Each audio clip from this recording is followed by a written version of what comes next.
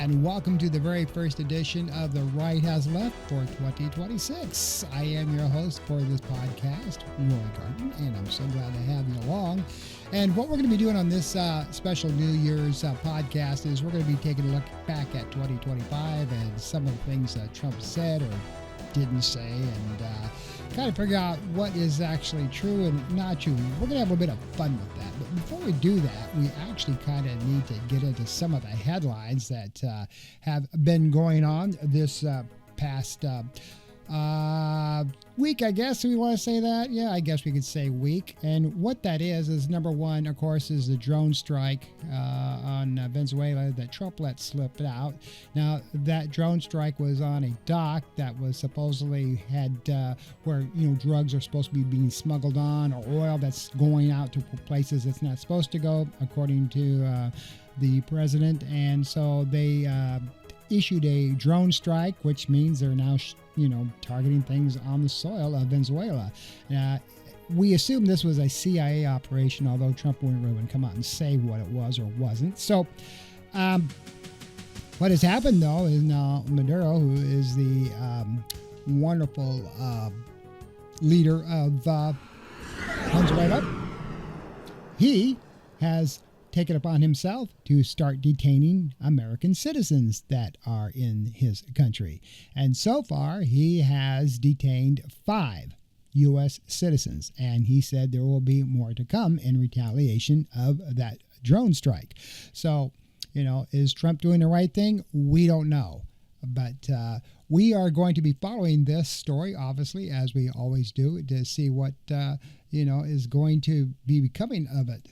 And it's just, whether the thing is going to be ramping up for 2026 with Venezuela, I'm sure it's going to be, and Congress is going to be getting involved because Trump is doing all of this without the approval of Congress because he says that Venezuela is doing drug running and that the drug runners are all terrorists. And so far he has destroyed 30 boats with these boats alleging to be having illegal drugs on them. We have not seen any proof of such. We're just going on his word. So we're going to have to wait and see what happens there.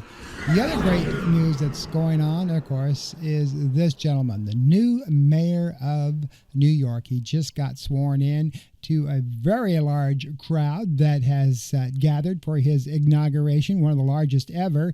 In fact, they ran out of seating for Zarahan here, and he had a great speech. And, of course, Bernie Sanders was there along with AOC, among other dignitaries that was there giving speeches upon his inauguration. And a lot of people, of course, are going to be having questions as to whether or not his method, I guess, for lack of a better word, that he's going to be using, since, he is using some of the same tactics that Bernie Sanders uses, socialist tactics, if that's what you want to use. But his big program, of course, is to get reduced housing and get more help for the people of New York City and bring prices down. And, of course, one of the ways he wants to do that is start taxing the upper 1%, which I don't have any problem with, is because if the rich got so much money, they can afford to be taxed a little bit to give back to the support the people that don't have the same means as they do. This idea, I'm rich, so the hell with you, is not really, fair, because those same people don't have the same resources that the wealthy do. Some of these people have, inherited a lot of things, their wealth. Others have, I know they worked very, very hard to get where they're at, and that's great. But when you don't need all of that money. I've got so much money, I just need to make more, and I'm not going to share it with anybody. That's not really the way to go. So we'll have to see what happens. What is interesting about this is, you now have a Democratic mayor for New York City. You now have a Democratic mayor for the city of Miami, and things are starting to change. All right, so not so many people are getting on board with what you have seen with, the Trump's and his policies. The other late-breaking news before I get into my little show here is, of course, the Supreme Court has ruled that Trump can no longer deploy National Guard troops to cities. They have finally come out and said that you know, what you're doing there, buddy, is not so cool. So he has reluctantly signed off to say, I'm not going to be deploying any more troops to any cities. That includes Los Angeles, Portland. However, he is going to continue his attacks on the state of Minnesota, and now he's on this thing to where there's been billions. He loves the word billions. Everything is billions, in Trump's language. Everything is billions and billions of dollars. Anyway, it has been misused for the appropriation of child care in the state of Minnesota. And the governor of Minnesota knew this was going on. He admitted that, there has been fraud, and but it's not billions and billions of dollars to what Trump has said, but, they have been working to curtail that. And, of course, Trump wants to attack the religious organizations in the state of Minnesota and think that they all are the ones that are involved with it, and they're smuggling all that money out for terrorist organizations. And, my God, it just goes on and on and on. So, anyway, let's get into our special New Year's podcast for 2026, my first podcast for the year, and take a look back at what has been going on in 2025 with the Trump administration. And I'm going to have a little bit of fun with this. So, and this podcast might be a little shorter than my typical podcast that I do, but let's enjoy going back to 2025 and the Trump administration. All right. So Donald Trump assumed the presidency in January of 2025. His administration immediately began implementing the America First agenda through numerous executive actions. And rather than a single official top 10 list from the White House, which, I kind of wanted to do, several news sources and official government trackers have highlighted the following key actions and priorities of his second term in 2025. And so one of them, of course, was immigration and border security. We know what Donald Trump did with that. And southern border and implemented strict enforcement measures, including reinstating Remain in Mexico and beginning mass deportation operations for criminal aliens. And now, as we know, in the state of Minnesota, he's going to start picking on the Somalis there because they're all, terrorists and crooks, and they're involved with all of this child care money, and they're smuggling out to support terrorist activities, according to Trump. And so that's why he's doing that and freezing child care funding for everybody. So, because of the Somalis, it's their fault. All right. So, and of course, he deployed the National Guard troops to tighten up the cities. And of course, that by the Supreme Court just ruled just days ago that that's illegal, that he has to stop doing that. Regulatory reform. Let's talk about that. So Trump launched a massive 10-to-1 deregulation initiative requiring the elimination of 10 old regulations for every new one adopted to reduce the regulatory burden of business and citizens. We all know about that, do we not?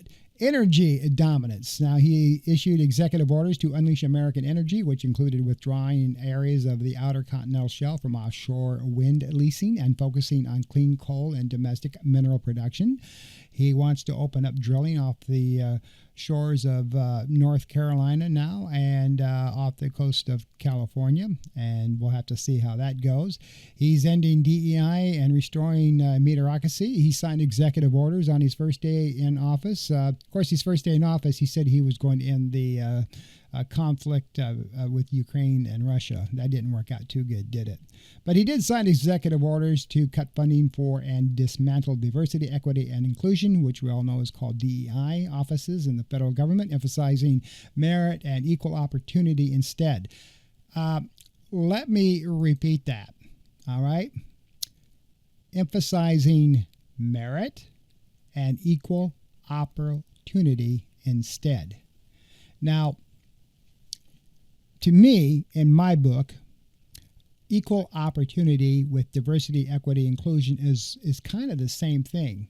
See, Trump always thought that if you were black or if you were a minority or if you were, gay or a lesbian, the rules that were in place before he took over was you got to start giving those particular groups of people favoritism and give them a place up first in promotion and or job assignments above the typical white privilege, employee, which was never the case. That's why Trump doesn't like it. That's why Pete Hegseth doesn't like DEI in the military. He says that there's no place for gays and lesbians in the military. So this is the thing about dismantling DEI. Diversity, equity, inclusion. There's no room for everybody. It's just white privilege. So we've got to do away with diversity, equity, inclusion. Just to make sure that you're white, and then everybody else comes second. So. And that leads me to my next point here, gender and biological reality. Implemented policies grounding in biological reality defend women's sports and spaces, defining sex strictly as male or female, and banning gender ideology, extremism in the federal government. So let's pause on that one too. So, I mean, the thing with sports, okay, maybe there's some room playing there. I'll have to give them that a little bit. But as far as gender ideology, I will stop right there, because any psychologist will tell you, and yes, psychology is a real medicine. It is a real medical implementation.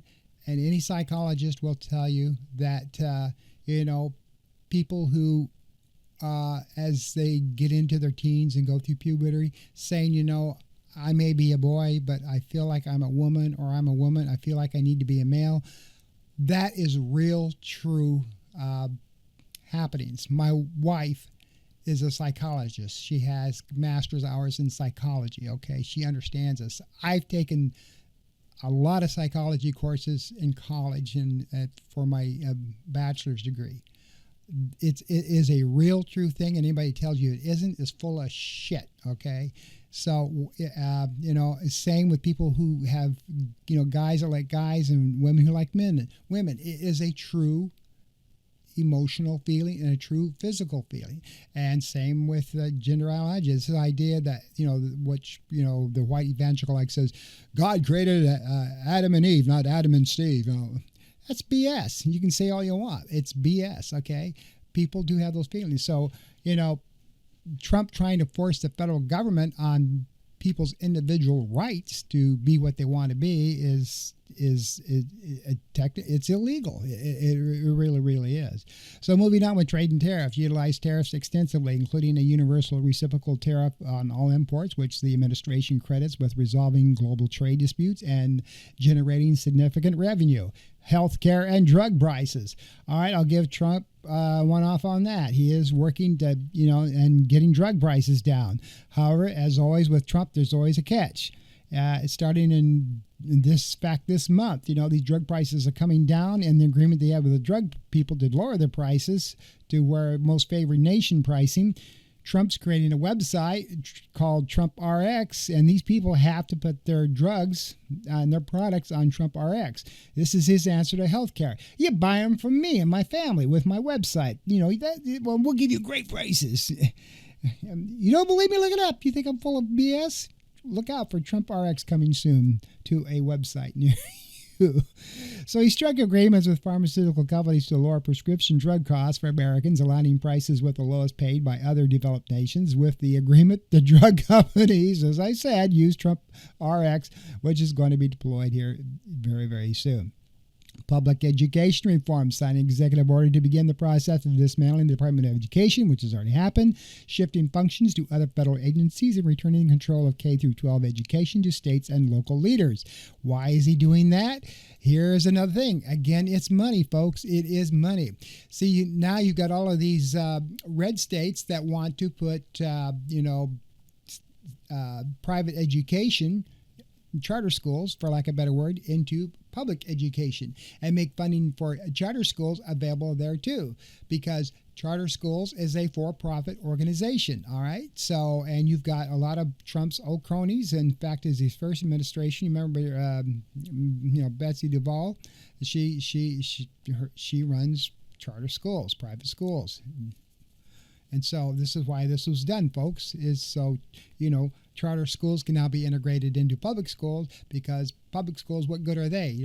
Charter schools are much better because they're people, my people can make money off of those. So, and that's why he's returning it to the states.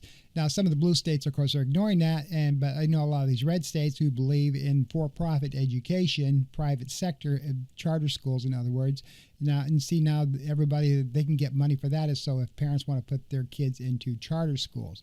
That's fine and dandy, if everybody can afford to put their kids into charter schools, fine if that's the way you want to go, so you can keep your kids out of public schools in certain areas where, maybe they feel their kids aren't getting an education, or, crime is a little higher, great, go for it. But the trouble is the funding for public schools is getting stripped away for people who do want to keep their kids in public education. All right. This is where the problem is. So please keep that in mind as we go along here. He established the Department of Government Efficiency Initiative aimed at optimizing the federal workforce, eliminating waste, and cutting bureaucracy. Law enforcement and crime. He focused on strengthening law enforcement and addressing crime, including declaring a crime emergency in Washington, D.C., prosecuting flag burning, and seeking the death penalty for heinous crimes. And again, I'm all in favor of supporting law enforcement and funding for our law enforcement. They do a great job in keeping our citizens protected under most circumstances. Okay. I don't have a problem with law enforcement. I used to be a deputy sheriff myself years ago. Okay. I support law enforcement 100%. And so, again, this thing with the Washington, D.C., crime was already dropping in Washington, D.C. before he deployed the National Guard there. Again, he's attacking blue states or people who are, talk against him, and that's why he was sending the troops to the states that happen to be blue states. Did you see, other than Memphis, which is in Tennessee, which is a red state, he sent he said by request of the mayor down there, he did send the National Guard to Memphis for a little bit. And I think that was just basically a show and tell thing, so he didn't look like he was just picking on the blue states. So you can read that however you want to. Now let's go into for 2026. By the way, Happy New Year. And now the mistruths. I don't like to use the word lie. That sounds a little harsh, maybe. How about embellished or a little mistruths? Let's use those words. So, here we go. Number one, the lie. The mistruths. Trump secured $17 trillion or $18 trillion in investments in 2025. The president, who loves big numbers, even if they're fake, had a fictional figure he cited in speech after speech. It claimed that he had secured $17 trillion in investments in the U.S. in less than a year back in the White House. It didn't help Trump's case that the White House's own website said that at the time that it was actually $8.8 trillion, and even that figure was widely inflated. But he did proceed to increase to claim $18 trillion, even though the website still had it under $10 trillion. A little bit of mistruth next. Number two, every price is down. Trump lied even about subjects that everyday people could themselves see he was lying about. He claimed in the fall that there was no inflation, though there was inflation, and that every price is down, though prices were up on thousands of products, that grocery prices were way down, though they were up too, and that beef was the only grocery item that had gotten more expensive, though there were dozens of others. Polls showed that most Americans weren't buying his assertions. So, he likes to use the egg theory.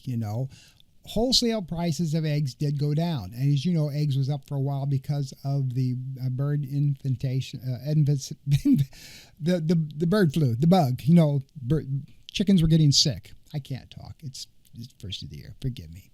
But and so he was using that example. And so, yes, the wholesale prices of eggs did go down dramatically. That's what he was using. The real retail prices of eggs, however, dropped slightly. So, and again, this is the problem. If he really wanted to help get egg prices down, he should tell the egg production people, after they got the infestation, there you go, got it out, of the birds that were getting sick and dying, they got that under control. Well, with the wholesale prices dropping, retailers kept the prices up a little bit so they could absorb the profits. That's not fair to the American people. If the prices of wholesale eggs are dropping dramatically, like Trump said they were, that's where he's getting these figures, then you need to lower the prices of eggs more so to match that. And people weren't. They were just bringing them down a little bit so they could absorb the profits. So that's what that was going on. Number 3, Trump was reducing prescription drug prices by 2,000 to 3,000%. If that was the case, then drug prices would be free. There's no such thing. Even if you reduced them by 100%, these implausible figures, but impossible figures is what they are. He declared that on numerous occasions that his most favored nation policy was going to bring down the price of prescription drugs by 500% or more, sometimes 1,400 to 1,500%, or even 2,000 to 3,000%. These claims are debunked by math, of course, itself. A decline of more than 100% would mean that the Americans would get paid to acquire their medication. You would get paid. But the president kept making them, even though he could have simply touted real less than 100% price reductions on some drugs. And again, of course, these drug reduction prices and most favored nation pricing is all going to be part of his plan that these drug companies will sell their drugs at those lower prices on Trump RX, which he wants to start up. Again, we got to go back to this. The president of the United States is not supposed to be involved in private business for himself and using his position as president to profit himself. And he gets around that saying, I'm not, but his family is. Okay. And this is why Congress even turns a blind eye to all of this, is that, there's nothing they can do. That the president, when he makes deals, he's always looking out for number one and number two, his family, when he does this stuff. So now you see Trump RX. And like I said, this is really technically against the law to do, but he does it anyway. All right, moving on. Number 4, foreign countries pay the U.S. government tariffs as consumer prices continue to rise, in part because of Trump's sweeping tariffs on imported products, although lately he said he is, doing away with some tariffs because he knows that he's getting a bum rap for that, in his view. Trump clung to his familiar lie that these tariffs are paid by foreign countries, not by people or companies in the United States. The tariff payments to the government are made by U.S. importers, not foreign exporters, and importers often pass on some or all the added cost to the final consumer. We all know that. So I don't care if you see tariffs on imported products, on cars or food products, anything, they are going to pass on those added costs to you, the consumer. If you don't believe that, you need to get out from underneath your frickin' rock if you don't believe that. Because prices are going up with imported products. People that are attacking on these tariffs, they're going to be passing it on to you. You think they're just going to absorb it all and say, gee, okay, I'm not going to pass that on to the consumer. I'll take the entire hit. Now, some companies do absorb some of it and maybe accept the fact that there's going to be a little less profit, but most of them don't. They're going to say, if you're going to tax me at 10 or 20 or 25% on imported goods, then my price is going to go up at least 18 to 20% to offset some of that. So, the president essentially fact-checked himself this past November when he told an interviewer that he would lower Americans' coffee prices by lowering his tariffs on imported coffee. Get it? Did you just hear that? If I lower the tariffs on imported coffee, prices on coffee will come back down, and the American coffee prices will drop. See, even he knows that. All right, moving on. Portland was burning down. That's the next mistruth that Trump said when he sent in the National Guard, which, as I just told you at the beginning of this podcast, they're pulling them out now because the Supreme Court told him to. But when his excuse to get the National Guard into Portland was that Portland was burning down. The president repeatedly said an American city was burning down or burning to the ground, even though it was absolutely not burning down or burning to the ground. Sporadic clashes between protesters and law enforcement outside one immigration and customs enforcement building in Portland did not mean a 145 square mile city was ablaze, as Portland residents, officials, and media outlets kept noting, as he kept on saying it anyway. Portland is burning to the ground. Yeah.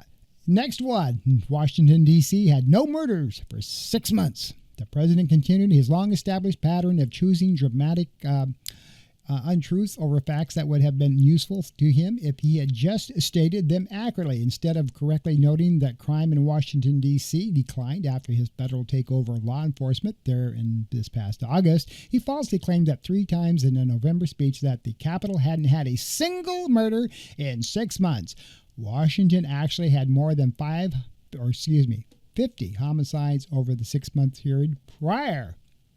Keyword, prior to the speech. Police statistics in Washington Post tracking kept showing. And so there you go. Moving on. I invaded Los Angeles and we opened up the water. Now, do you remember this? Trump lied about a supposed problem and then lied about his supposed solution to it. During his pre-inauguration transition period in January, the president basically linked wildfires in Los Angeles to a completely unrelated effort to use some of California's water to protect a fish species hundreds of miles to the north. Then, as president in March, he conjured up a heroic tale. I broke into Los Angeles. Can you believe it? I had a break-in. I invaded Los Angeles and we opened up the water, and the water is now flowing down. What Trump actually did was pull a stunt unrelated to Los Angeles, pointlessly sending about 2 billion gallons of water from one part of California's Central Valley to another part of that same valley. And, of course, you know the MAGA, oh, yeah, look, God dang it, by golly, you did it there. So, and, of course, you know, the governor of California, he just kind of looked at Trump and, whatever, dude. Okay, moving on. The Democratic governor of Maryland called Trump the greatest president of my lifetime.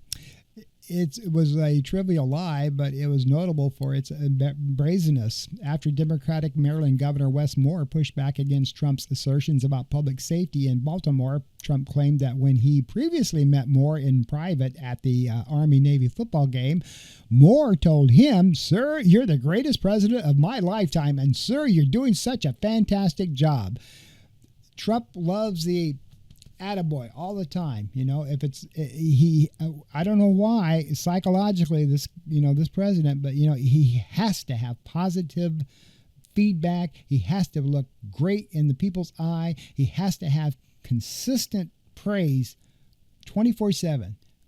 I've never met a guy like this. I don't, psychologically or why I know why, but I'm not going to go into it. But, this is what he likes. The president either forgot or didn't care that a camera was present for that particular interaction, recording behind-the-scenes footage for a documentary show. The video aired by Fox News proved that Moore did not utter any of those praises to Trump claimed that he said he did. But the day after the video came out, Trump claimed that the camera caught Moore rather than Trump's own fabrication. So there you go. Like I said, if Trump doesn't think that nobody's around or catches anything, he can, embellish people's words to whatever. And, again, his base is going to believe it. If Trump says jump, his base says how high. If Trump says, make America great again, people, the sky is going to be pink tomorrow, they're all going to go, the president said the sky is going to be pink tomorrow. You need to look out for that. And that's sad. Critical thinking skills, folks. This is the whole purpose of my podcast. I just ask that you use critical thinking skills. Okay. Next, moving on, Ukraine has started Russia's war on Ukraine. So Ukraine started their own war to Russia. Okay, so Trump showed a penchant for fake history, rewriting the facts around everything from the Great Depression to his own past. Perhaps his most ingenious examples were about Russia's war in Ukraine. You should have never started it, he said to Zelensky. You could have made a deal, Trump told Ukraine in February, reversing the reality of a war started by Russia. He later inaccurately minimized Ukrainians' heroism, in repelling Russia's 2022 assault. So, this goes back and forth. It's the same with Israel and Palestine. Trump always says we're really close to getting a deal, and then nothing happens. He's got Zelensky and Putin talking again back and forth. We're really close to a deal. He's always close to a deal, but nothing happens, and that's where he came up with that taco word, which I won't go into. But it's the same thing, Poor Trump gets so close to things and then crap falls apart, and then we're right back to square one. So hopefully we will get a deal this time. I mean, I want a deal just as much as the president does. I want everything to stop between Israel and Palestine. I want the Palestinian people to get back what was theirs, and I want Ukraine to get back what was theirs. And now we're to the point now where the president of Ukraine is willing to give up territory just to stop the devastation to his people, and we'll see. I think Putin pulls Trump strings. I really do, and it's sad that it's that way. But now, as anyone who has watched the 2024 campaign rallies could tell you, Trump ran on his serious promise to end the war in Ukraine either within 24 hours of his return to the White House. As we know, it didn't happen, and his answer to that was, "Well, it's a lot more complicated than I thought it was." So, and as when he was president-elect, before I even arrived at the Oval Office, he said he could get that war stopped. Well, you've been in there almost a year now, buddy. Still going on, isn't it? So when a journalist asked Trump in May about the unfulfilled pledge as the war continued to rage more than 3 months into his term, he chose to rewrite history about this too, saying, among other things, that obviously that people know that when I said that, it was just in jest. The record shows it wasn't in jest. He was dead serious. It wasn't in jest. When he ran on that during these rallies, all the MAGA out there was you can, Mr. President. When you get in office, I know you're going to stop the Ukraine because you can do it. His base, they just go nuts. And when he says he didn't do it, they all sympathize with him. Well, he said it was just joking. He said that. You people, the left should know that he's just joking. He couldn't really do that. They'll stick up for him no matter what he does. Okay, the U.S. government had planned to spend $50 million on condoms for Hamas. To justify his push to slash U.S. foreign aid spending, Trump deployed a completely fictional example of supposed waste. It claimed that, until he was intervened with, the government had been planning to send $50 million to Gaza to buy condoms for Hamas. Undeterred by fact checks that pointed out there was no apparent basis for the claim, he soon inflated, no pun intended here, the invented figure to $100 million. You can't make this shit up. Every drug boat in the Caribbean kills 25,000 Americans. Now we're going to be going back to what's really current here with Venezuela.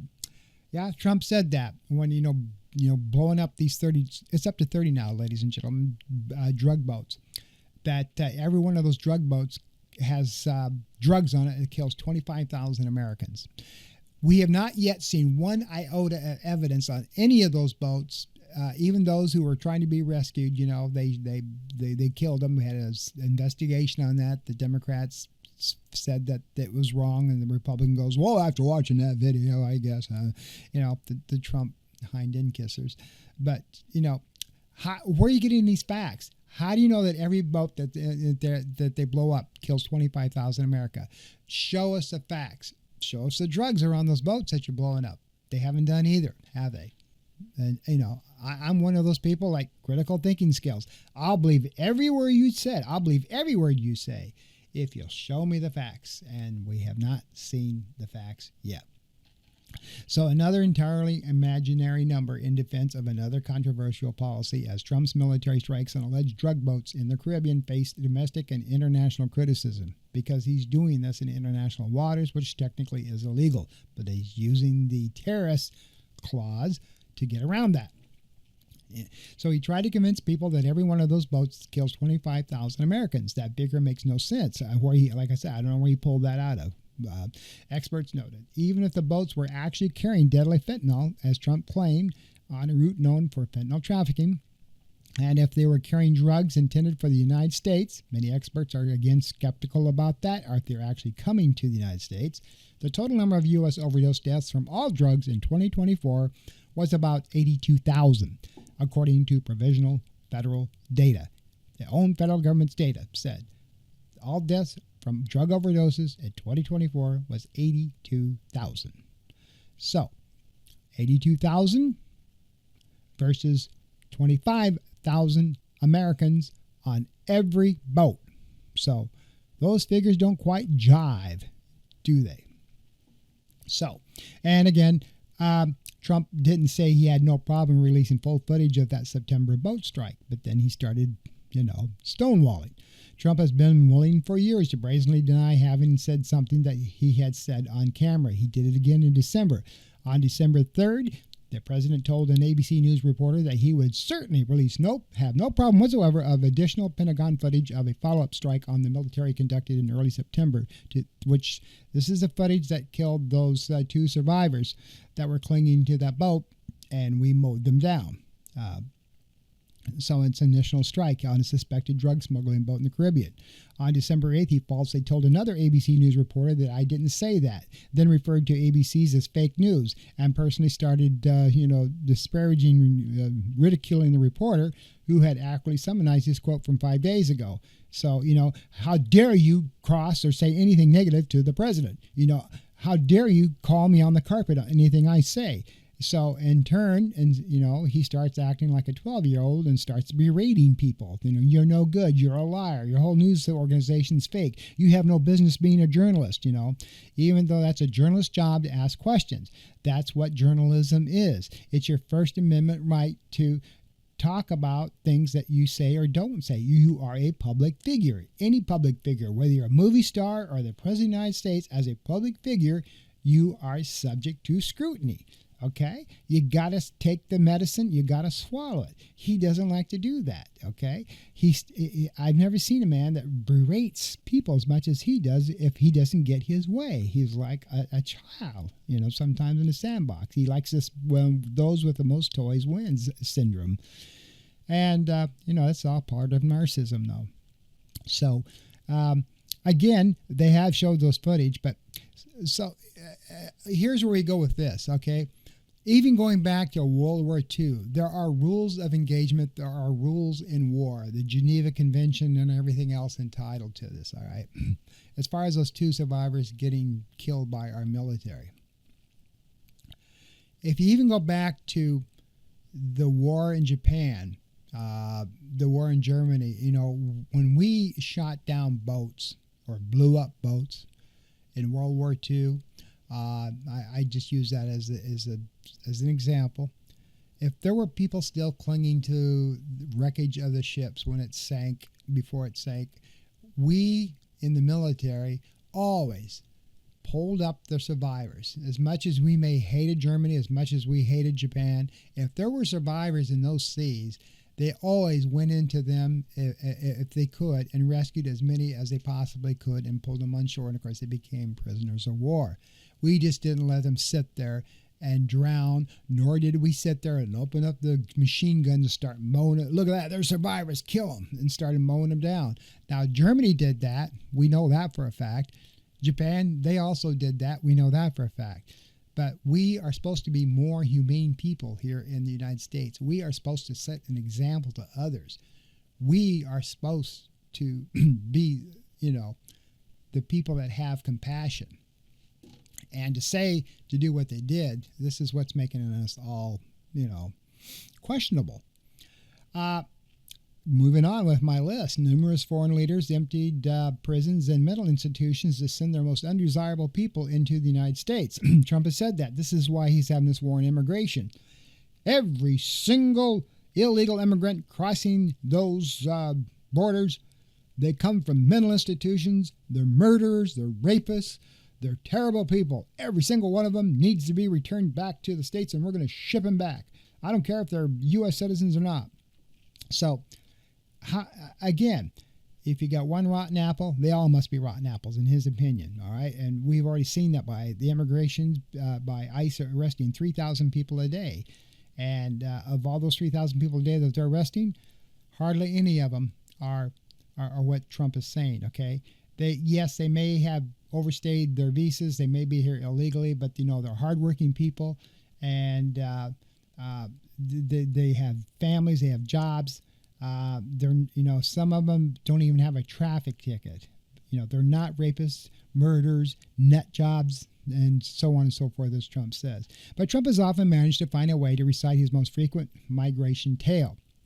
Numerous foreign countries, he claimed, again and again, emptied their prisons and mental institutions and sent the unwanted people formerly living in them in the U.S. as migrants. He sometimes added vivid flourishes too. In a speech in June, he said their countries would bust them or drive them right into our border and say, go in there. If you ever come back, we're going to kill you.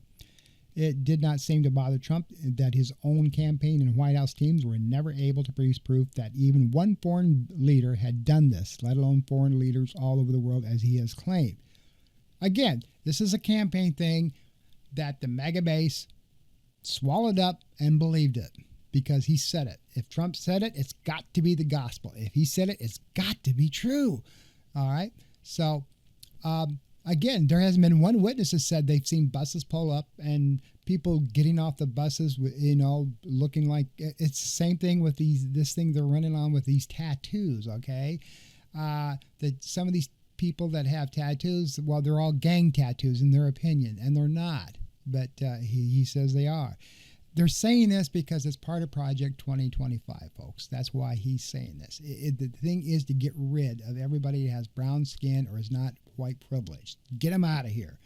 That's their campaign. And as you know, even though you might be an American citizen or whatever, and you're working here and you've been here for 30, 40, 50 years, whatever the case may be, he wants them out of here. So, and again, they've never seen any buses that were lined up by the borders with 40, 50 people getting unloaded, and get out of here. And if you come back across the border, we're going to kill you.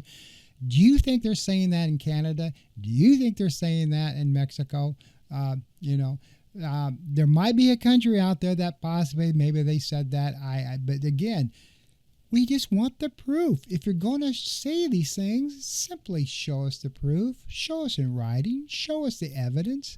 If you're going to shoot your mouth off, just simply show us the proof, okay? And we'll believe you. And I'll be the first to say, God, I'm so sorry. I am sorry I said any of this. And now that I've seen the proof, I stand corrected. And any legitimate journalist would say the same thing. I've seen the evidence. This is proof. I stand corrected and I apologize. And then you move on. But so far in these 3 or 4 years of all of this stuff, we haven't seen any evidence, And it's not conspiracy theory. It's not, we don't believe you. It's just we haven't seen any evidence. So if we don't have the proof and you can't produce the proof, then we got to assume that you are fibbing. But Trump has used deception in his campaign for a Nobel Peace Prize, asserting that the United Nations in September, I ended 7 wars, and in all cases they were raging with countless thousands of people being killed. He proceeded to list these supposed raging wars, and as he did on other occasions, included Egypt and Ethiopia, who were never at war during his presidency. They have an ongoing diplomatic dispute about an Ethiopian dam project, but it's not a war. That wasn't the only problem with Trump's list. Either, among other issues, he included a mystery situation between Siberia and Kosovo, that also never had a Trump-era war, and a war in the Democratic Republic of Congo that hadn't ended. Trump started claiming he ended 8 wars after he helped to broker an October ceasefire between Israel and Hamas, even after some killing in Gaza continued, and even after another conflict on his list between Thailand and Cambodia resumed in December. And I remember that one vividly. You remember the ceasefire agreement that he did broker? It didn't last 48 hours, and Israel started shooting again, and more people in Palestine died. They went right back to the ceasefire didn't even hold up. They went in there and started, even though it wasn't as huge as it was, Israel started going back in there and shooting and killing people again. But Trump did not end 8 wars. He said that because he thought the Nobel Peace Prize people would take notice and perhaps reconsider him for a Nobel Peace Prize, which he desperately wants so bad. And that's why he said that. And another thing that's going on is the people of Canada like the idea of becoming the 51st state. And I just did my special on the Canadians and coming to the U.S. They're not coming here anymore. Well, they are. Few of them are, but most of them now are starting to set up winter digs in Mexico and Portugal because they don't want to come to the U.S. anymore, because the U.S. has started scrutinizing everyone Canadian that comes across the border. They want them to start paying money to come across the border. And the Canadians, they have owned so much land here and stuff, and were basically loved by the U.S. people. They still are loved by the U.S. people. They just don't like what the Trump administration is doing to them. And they have absolutely no desire whatsoever to become the 51st U.S. state.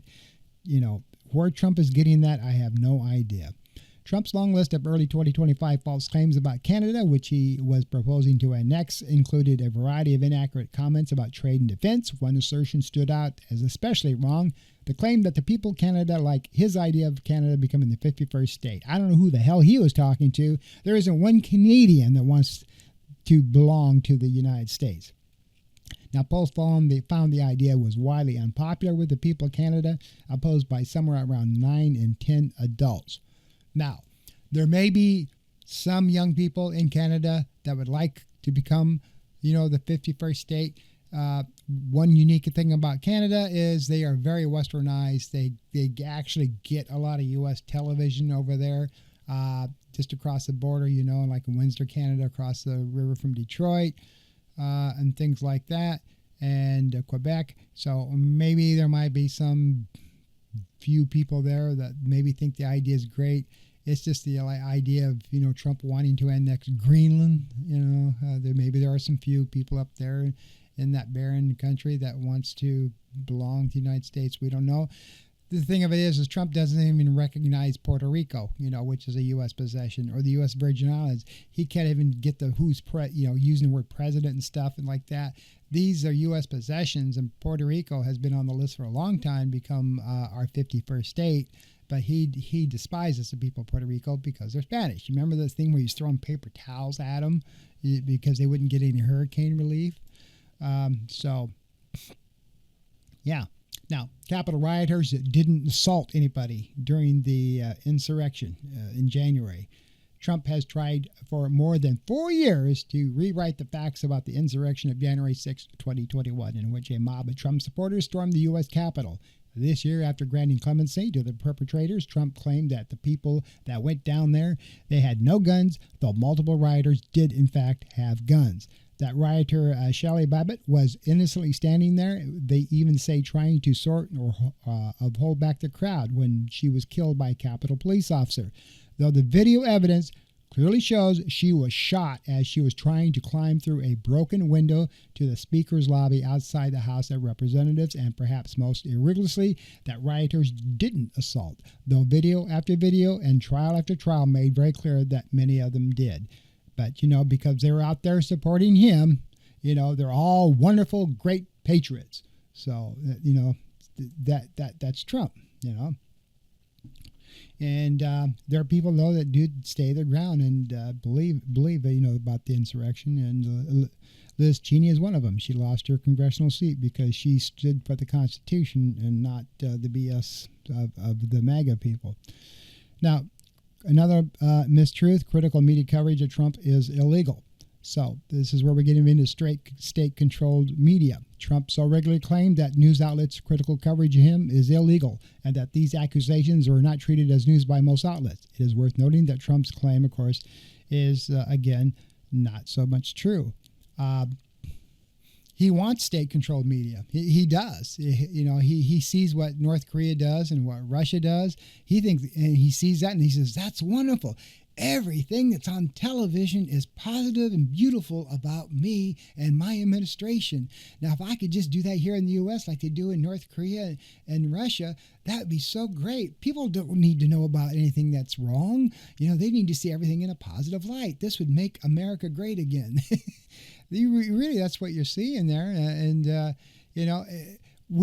Freedom of the press has been something that's been given to us since this country was formed. You go back to the founding fathers. They always believed in freedom of the press. They always, I don't care if it's a Democrat in the White House. Everybody had the right to say something negative about Joe Biden. I'm not just here talking about Democrats.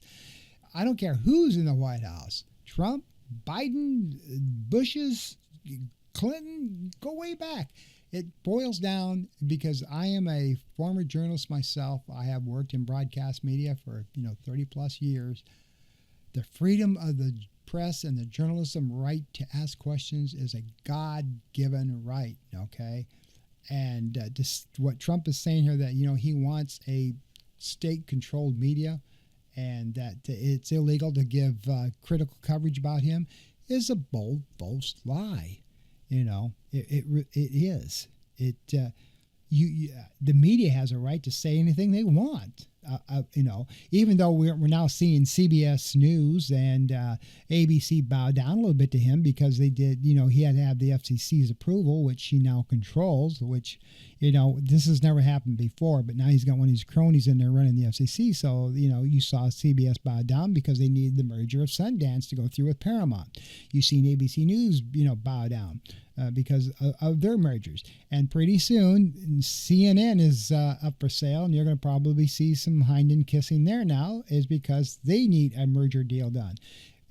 This is just the world we live in now because of streaming media, so a lot of these big media corporations are now starting to, merge with other things, and to do that, they need the Federal Communications Commission's permission to do so, and of course, they're not going to get their permission unless there's a little done. So, this is how, you're starting to see slowly a state-controlled media, and that everything is positive, is because of the fact that the way they're manipulating things. Never thought I'd see this happen in my lifetime, ladies and gentlemen, but here it comes.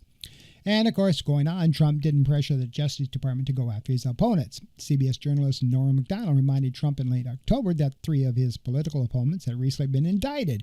Former Trump National Security Advisor John Bolton, former FBI Director James Comey, and New York Attorney General Letitia James. And she asked Trump if she had instructed the Justice Department to go after any of them. His response was, no, not in any way, shape, or form.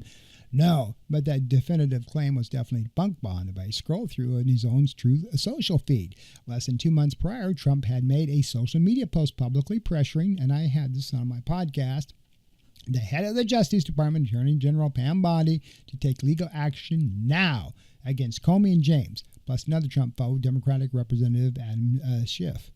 So, yeah, he said that. So, but he said he never did. But, this is an example where the press is a good thing, because they can come back and rebuke and debunk anything that you say. Again, I'm not picking necessarily on Donald Trump, although this podcast is about him.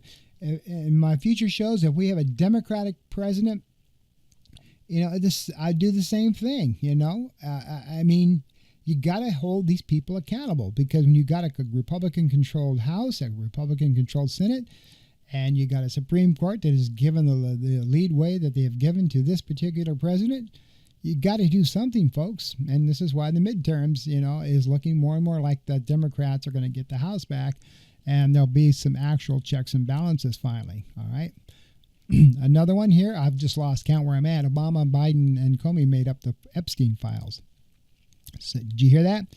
Obama, Biden, and Comey made up the Epstein files. Trump deployed an audacious lie in support of his effort to prevent the release of the documents related to the deceased sex offender Jeff Epstein.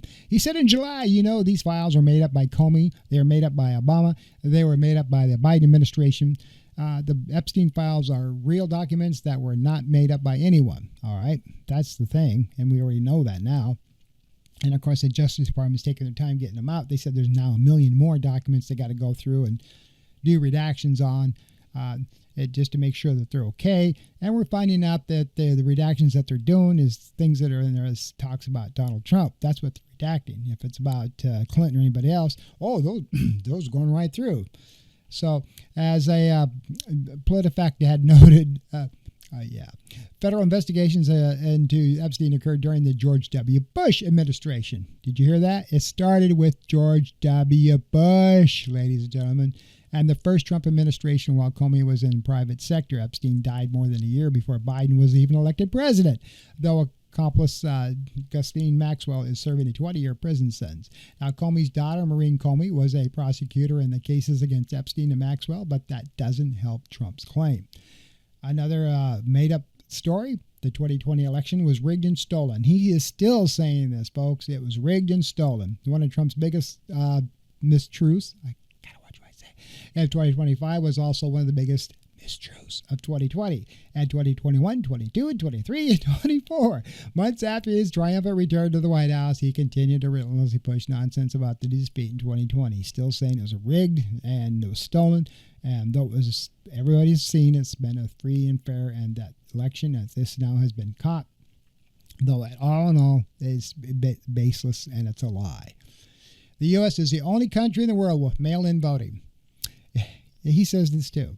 We're the only country in the world that has mail-in voting. And this is why we got, and he's, of course, on a campaign to, fact check and try to do something with mail-in voting. So, because he knows that people who mail-in voting, they might, he's still trying to control the elections so only Republicans get elected. This is where we're seeing gerrymandering going on around between Texas and here in Florida and other states. They want to change districting so the Republicans are favored. They are scared to death. They are scared shitless that they're going to lose the midterms. All right, so they're doing everything they possibly can to make sure that they can somehow, some way, always have the Republicans win, not that they're in control. Now, while seeking to eradicate to mail-in voting, Trump repeatedly has lied to the United States, U.S. It's the only country in the world that has mail-in voting. Dozens of other countries use mail-in voting, including Canada, the United Kingdom, Germany, Australia, and Switzerland. Trump deployed similar false claims in his quest to end birthright citizenship, wrongly saying that the U.S. is the only country that has a policy actually used by dozens of other countries that also have birthright citizenship. All right. Healthcare legislation and Democrats, President Donald Trump. He has gone on to say that as far as healthcare, that babies get 80 plus vaccines at once. Few political lies are as potentially harmful as lies about vaccines, and Trump delivered a flurry of those as well. Making up numbers again, he falsely claimed that in September that you have a little child, a little fragile child, and you get a vast vaccination of 80 different vaccines, I guess 80 different blends, and they pump all that into the baby. He falsely claimed in October. You give 82 vaccines and a shot to a little baby that hasn't even formed yet. Babies don't get 80 or 82 different vaccines in total, let alone all at once. And different vaccines aren't mixed together as a vat. Where he gets this information, I don't know unless he's getting it from Kennedy, but any medical professional can tell you that. But he says this stuff, and his base out there, and then they go around and tell everybody else, the president says, Trump says, it's got to be true. And again, his big domestic policy bill didn't change Medicaid. That's another, unfortunately, mistruth. It changed Medicaid dramatically. Lots of Americans were concerned about how Trump's big, beautiful domestic policy bill would affect Medicaid. Trump's solution, false claim, it wouldn't affect Medicaid. Your Medicaid is just left alone. Nothing's going to happen to it. It's left the same, he said in June. Though the bill made major changes to Medicaid rules, reduced federal funding for the program by hundreds of billions of dollars, and they took all those hundreds of billions of dollars. You know what they sent it? They sent it to Homeland Security. That's where all that money went, to build these more jails and prisons and to hire more ICE people who are hardly even being vetted. That's where your billions of dollars went. Now we're in January. You've now seen that how much health care is going to skyrocket. You have seen the numbers, ladies and gentlemen. Now, all I can say is I told you so. All right. Hundreds of billions of dollars was expected by the nonpartisan Congressional Budget Office to result in millions more people being uninsured in 2034. The domestic policy bill was the single most popular bill ever signed. As with prices, Trump portrayed up as down, and his poll numbers, as multiple polls showed that the big domestic policy bill, big beautiful bill you like to call it, was highly unpopular. More unpopular than any major bill passed in the last 30 years, according to one scholar's analysis. Trump proclaimed that the most popular bill ever signed in the history of our country, repeating that this is the single most popular bill ever signed. He didn't and couldn't provide any evidence to that boast. We already know that the big, beautiful bill is totally unpopular, and it's going to show up in the midterm polls, ladies and gentlemen. It's going to show up, especially with health care. The Democrats tried to tell you so. Everybody thumbed their nose at them, and now look what you got. Your health care is going to skyrocket. It already is. And the same thing with you might get some reduced pricing on those bills because of the favored nation policy that Trump did. Again, I'm transparent. If Trump does something good, I'm the first one to tell you so. The only problem with that is the agreement that those drugs have to be sold on Trump RX on the website. I'm sure they'll be available elsewhere. But, again, that was just cheesy and that was wrong. But again, who's going to check him when he's been doing all sorts of private investments and making deals behind the scenes? And so he gets something out of it.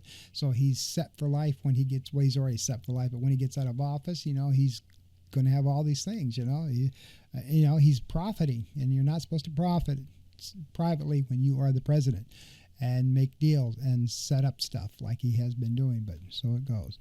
Okay. That is my special 2025 New Year's presentation, starting off the year in a right note with the right has left. And those are the things that have happened in 2025. Fact-checked and fact-checked. And if you don't believe me, look it up yourself. You can use Google just as well as I can. And again, the one thing that I hope in 2026 is that our journalists get back some of the freedom to do the job that they're supposed to do. The same job as when I was a journalist, you have the right to question and fact check anybody and everything. And it is not illegal to say negative things about anybody, whether you're the president of the United States or an actor or a public figure. Anybody has a right to be questioned. And that is why we have the press. Whether you're a Democratic president, whether you're a Republican president, I don't care who you are. The press has a right to question you and make sure you're doing your job. Okay? All right. You try to have a good week. Until next time, this is Roy Garten. Thank you for tuning into my podcast, The Right Has Left. Take care.